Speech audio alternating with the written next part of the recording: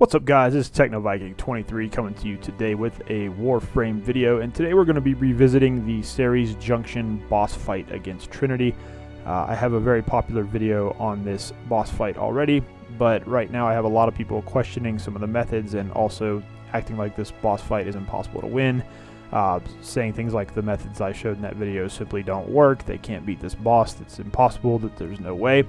And I also was surprised at the fact that she now spawns some Grineer troops, which I couldn't quite believe at first because it was already kind of a difficult fight and I didn't understand why DE would make that even more difficult. So this video is basically to show you that indeed you can easily win this boss fight. In fact, you can actually win this boss fight just using weapons and unranked frames, and I'm going to go through a couple of different fights here and kind of show you guys that. The first fight you saw was just Excalibur using a couple of his abilities, and I'm going to apologize also for my aim in this video. I have not played Warframe in about 3 months. I've been taking an extended break from the game because I just got bored of it, and I've been playing a lot of Overwatch, so coming back to using a controller after playing on mouse and keyboard for such a long time was a little bit of an adjustment.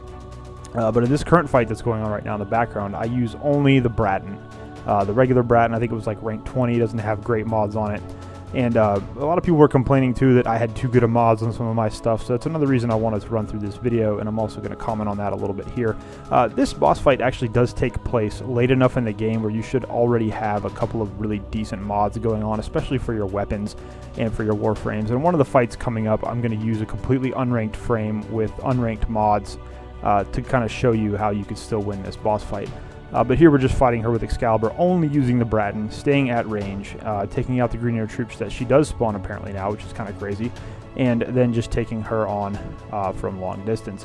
Now, the one important thing about this boss fight, as I mentioned in the other video, is you need to stay away from her and try to break line of sight, because if she hits you with her bow, she can one-shot you in some cases, and she can also two-shot you in several cases. The only time she's going to be able to one-shot you is if your shields are completely at zero. Because of shield gate in this game, if you take a hit that would take out all your shields and then also kill you with your health, you will go simply to 1 health. So you can survive a one hit from the bow, but if your shields are down completely, you will die. So one of the things you have to really pay attention to is monitor your shield strength, and if it starts getting down, try to hide somewhere and let it recharge. That's one of the most important things that you can do here. And then also with your health, if your shields go down, immediately hide, because if you take another hit with your health being low already, you're most likely going to get killed almost instantly. Pay attention to when she spawns the Grineer troops. They die pretty fast. They're only level 20. They're not very durable, but you want to concentrate on just staying away from Trinity and fighting her from range. I did notice though, in all of these tests that I did, I probably fought her about 20 times using a variety of Warframes and powers and things, and these are just some of the clips because I didn't want to make a hugely long video.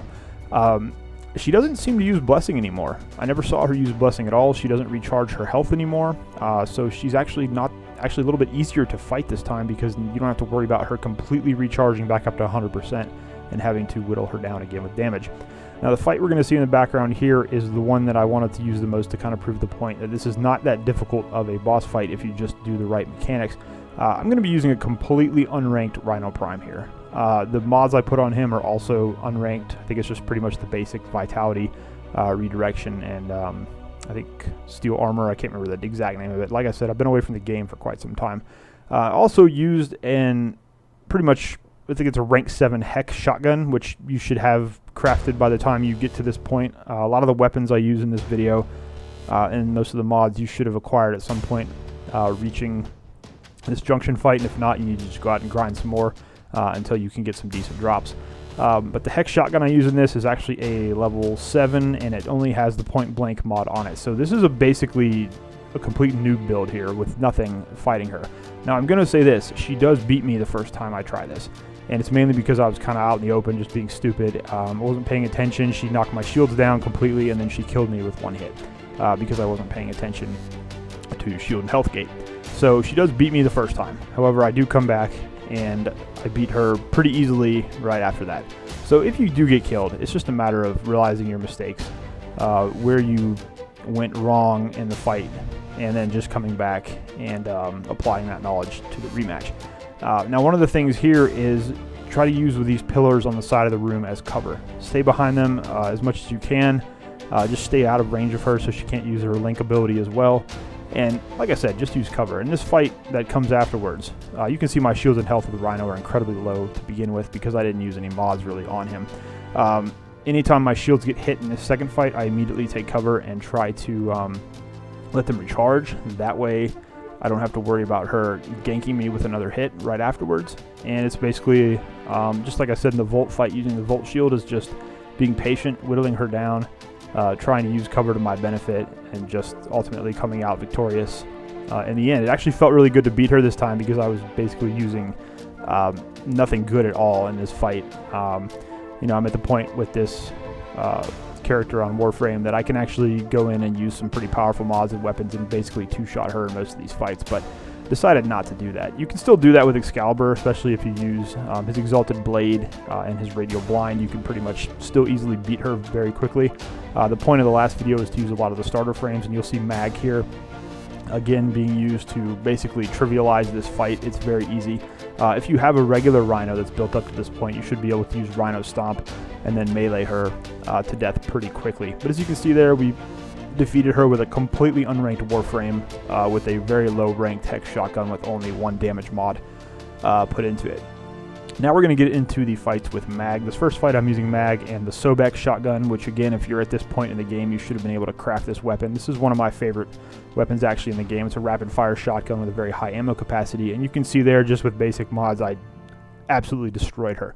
Now comes the most trivial fight I think I've ever had. I simply just go in here, I let my energy charge up a little bit, I kind of wait for her to walk over, I activate Magnetize, and she literally kills herself in one shot, because when you activate Magnetize, it surrounds the enemy with that field. Any kind of damage they're trying to do to you, any kind of damage like that Grineer troop might have been shooting at me, that all goes right back into her, and she pretty much kills herself instantaneously. So a lot of people were debating that that couldn't happen in my other video, so there you have it. Pretty much the best way I can show you that. This video was done on actually the 4th of July, so this is a very recent video. And you can see those methods, the method there still works 100%. For this last and final fight, this is kind of a joke. I decided to break out Atlas, who is one of my favorite frames in terms of his design, but overall he's not a great frame. And I'm essentially going to just fight her using the Paris Prime in this fight. And I put all thumbs aim in the caption there because I've been playing, like I said, Overwatch for a long time, mouse and keyboard, and trying to come back and aim with a bow and arrow on controller was utterly impossible. I miss her with about 100 shots here. It's crazy. I don't even hit her that often. She should have easily beaten me here, and yet I'm still able to stay at range. And the couple of shots that I do land, I take her down pretty quickly, even using a subpar Warframe and having the worst aim in the world. Total noob aim here. So if you can even hit the broadside of a barn and you have a decent bow, you should be able to take her down pretty fast. But this is just basically to show you that even if you don't have the best weapons, even if you don't have the best Warframe, you can still beat this boss fight just being patient, using cover, and keeping an eye on your shields. So anyways, guys, that's going to do it for this video. I hope you enjoyed it. If you have any questions down below, or please leave them down below. As always, hope you guys are having a great day. Thanks for watching, and I will see you again next time.